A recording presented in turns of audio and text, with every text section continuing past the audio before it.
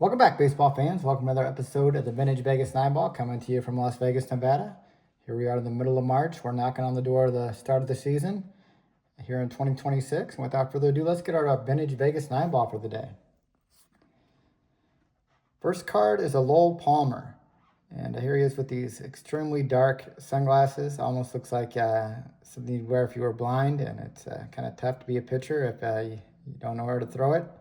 But yeah, I remember a lot of people, this card came out when D.B. Cooper, I remember D.B. Cooper hijacked that plane over the northwestern United States and demanded a ransom and a parachute. And he jumped out of the airplane mid-flight. And they never did find his body. And I remember years later they found a little bit of the money that he demanded, but they never did find his body, and it kind of vanished without a trace. They never did find out who it was. And I remember baseball card community, everybody said it might have been Lowell Palmer because D.B. Cooper, the sketch kind of looked like this. They had the dark shades, and it was kind of slender build. And this card reminded everybody at the time of D.B. Cooper. And yeah, D.B. Cooper never was found. After he had hijacked that plane and jumped out. But like I said, a little bit of the money was found, and he probably perished, unfortunately. Very brazen act, and I hope he made it, but well, I guess we'll never know. And yeah, Lowell Palmer, here he is, looking like D.B. Cooper in his 1970s card for the Phillies. Put him on the stand. The next card with a guy with kind of the same look. Kent Tekulve, here he is in the AstroTurf. And Kent Tekulve, great pitcher for a long time in the big leagues for the Phillies and the Pirates, and submariner, and kind of had that same look as Lowell Palmer, and very good years as a reliever. Let's look at some of his stats here.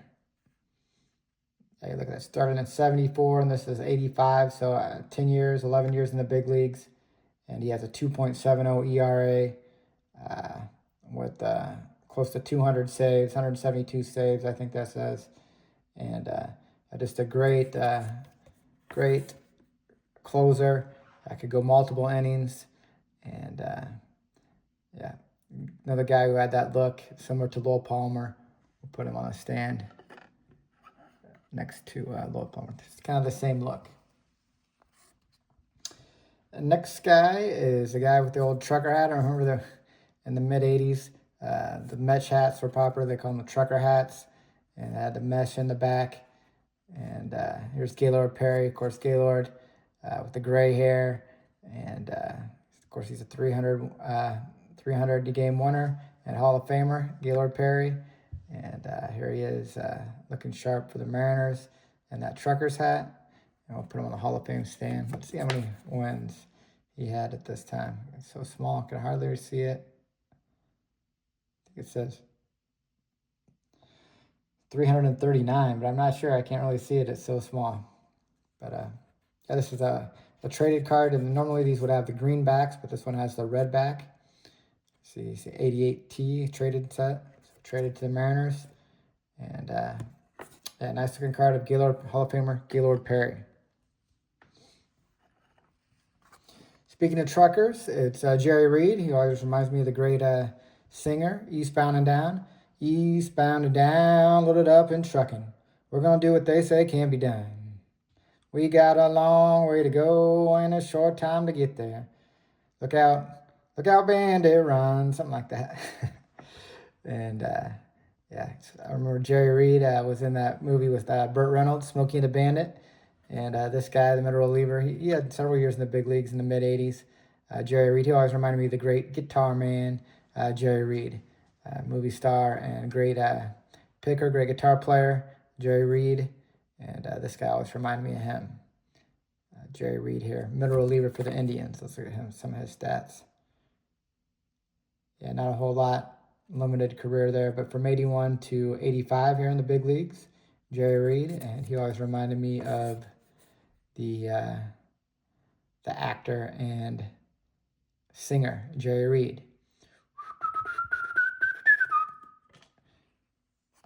All right, next player is Manny Ramirez. And Manny, like those other guys, has the shades on. And here he is, the minor leaguer. You like those minor league stadiums, all the advertisements all over the wall. Got Dr. Pepper there and several other advertisements. And, of course, Chief Wahoo, we miss him on his hat. But, yeah, Manny Ramirez looking suave. And here he is, I think, as a 18 or 19-year-old. And let's look at the back of some of his stats he was putting up in the early minor leagues, single A ball. Looks like Burlington. Looks like 326 average with 19 home runs and 63 RBIs as a 19-year-old. Just kind of forecasting his potential. And, of course, Manny, one of the best hitters to do it. And this is a great looking picture of him with the shades on. Early in his career as a young minor leaguer, teenager, Manny Ramirez. Should be on the Hall of Fame. We'll put him on the Hall of Fame stand. Next card is a Mitch Williams. And look out, Mitch. It looks like you have a stalker or some type of photo bomber in the background. They're very spooky image here. Not sure that looks like that guy's in a t-shirt. And looks like he's standing in the corner of the dugout with a machete or something. He needs to watch out there. Mitch Williams, great closer for the Cubs. And very strange looking picture here with the photo bomber. And yeah, Mitch Williams, great closer for the Cubs and Phillies in the late 80s, early 90s. I like these triple play cards. I always say have a quote or something on the back, some type of information. This is something that everybody should know. And this is a quote from Mitch Williams that says, "Listen to your parents and teachers. They are truly your friends." And that's no doubt. That's good advice from Mitch Williams. And you see in 1991 with that 2.34 ERA, 30 saves. And look at that win-loss record for a reliever, 12-5, 12 wins as a reliever. Unbelievable. And his career there, see 3.35 ERA. And I remember in the late 89, he was a closer on the 89 Cubs team. And it's a nice looking shot of him with the photo bomber, Mitch Williams. Put him on the Cubs stand for his time with the Cubs. Next card is Boog Powell. It looks like there's pop up on the infield here. Boog's going to go get it. He's calling it. Or he can't see it, one of the two. I think he's calling it. And it's a nice looking shot. I like the two-tone 1975 tops. And just a beautiful looking shot of Boog Powell. And look at some of his home run numbers. Look at that. 1, 2, 3, 4, 5, 6, 7, 8, 9, 10, 11, 12, 13. Looks like 13 consecutive years of double-digit home runs. And just a big-time player for the Orioles. And that's a nice looking 1975 tops of Boog Powell. I think shortly before he was traded away from the Orioles.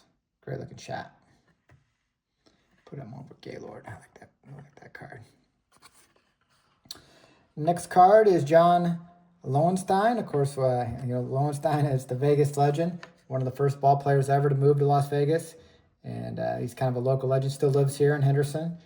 And you can just imagine him, we call him AKA Fredo. Kind of has that Fredo look. You can imagine him with those polyester pants and that butterfly collar, walking down the street here in Las Vegas. And playing golf, maybe at the Dunes Golf Club, the Dunes Golf Club, located, of course, the Dunes was located where the Bellagio is now, but their golf course ran all the way from there to Tropicana Avenue, which is where, I guess, New York, and T-Mobile Arena, where the Knights play, and several casinos are now. And yeah, I can imagine him playing golf course not only there, but not only the Dudes Golf Course, but also the Tropicana Golf Course across the street. And Tropicana Golf Course was where the MGM Casino is now. And, of course, the Tropicana Hotel has been torn down, and that's where they're currently building our new ballpark for our Las Vegas A's. And very excited for the A's to come here, and they're making progress. They got a kind of a live cam there. Shows you what progress that they're making daily at that place, and just very excited. It's going to be a great location to watch a baseball game. It's going to have the background, New York, New York in the backdrop, and just beautiful. It's going to be a beautiful stadium. And yeah, John Lowenstein, if you look at the back of the card here, you can see home in the bottom right-hand corner there, Las Vegas, Nevada. And one of the first guys from the first major leaguers to live in Las Vegas, kind of a local legend here, John Lowenstein. And here he is taking batting practice for the Orioles, kind of a fourth outfielder for the Indians, Orioles, and kind of a Las Vegas legend. And one of the Vegas 9-ball today with the Cal Ripken Jr., another Oriole, kind of that Oriole run there at the end with both Boog Powell and Lowenstein. And here Ripken Jr.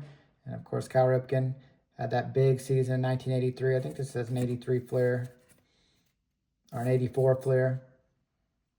And I think 83, Ripken won the MVP. You see his stats there in 1983. 318 average with 27 homers, 102 RBIs. And yeah, great season of Cal Ripken, 1983 for the Orioles, MVP. And you see him here. Looks like at Angel Stadium, maybe. Looks like the Angels in the background. And yeah, beautiful looking shot of Cal. Looks like check swing here for the Orioles right after his MVP 1983 season. And great looking shot here. Cal Ripken Jr., the Iron Man. And that will conclude our Vegas 9-ball for the day. Appreciate you watching. And everybody take care and God bless.